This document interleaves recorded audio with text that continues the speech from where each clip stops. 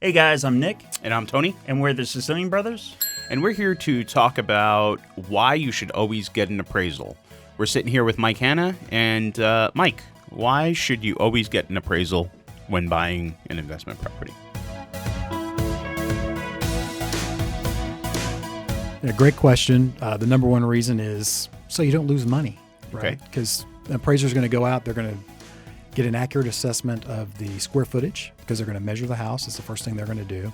They're going to look at the comps that are actual comparables to the subject property. That's the property that you're buying as an investor.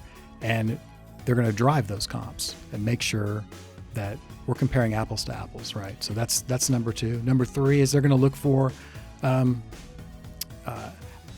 things that we call functional obsolescence and external influences. Those are things like walking in from one bedroom to get into another bedroom, right? That's considered functional obsolescence, and it will have a negative impact on the value. External influences are things like you back up to commercial, you side to a railroad track, the house fronts to a 4-lane through street, things that'll have a negative impact on the value that need to be adjusted for. So these are all things that help come up with the correct value of the property and make sure that you don't lose any money. You said you start off by saying measuring, right? Why is that so important?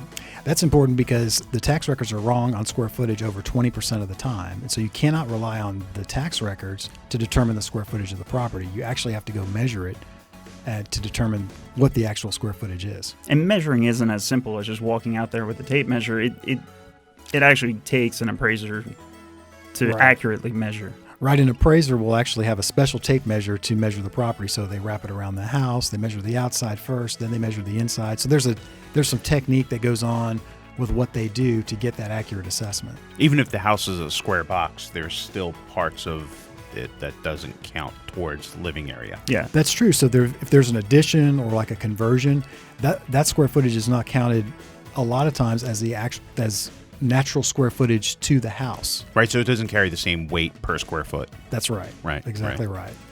Awesome. Well, if you guys have any questions, feel free to get in touch with us, like, subscribe, share. We'd love to hear some of your pros and cons of you getting an appraisal on your last hard money deal. I'm Tony. I'm Nick. And we are the Sicilian brothers. Thanks for watching, guys.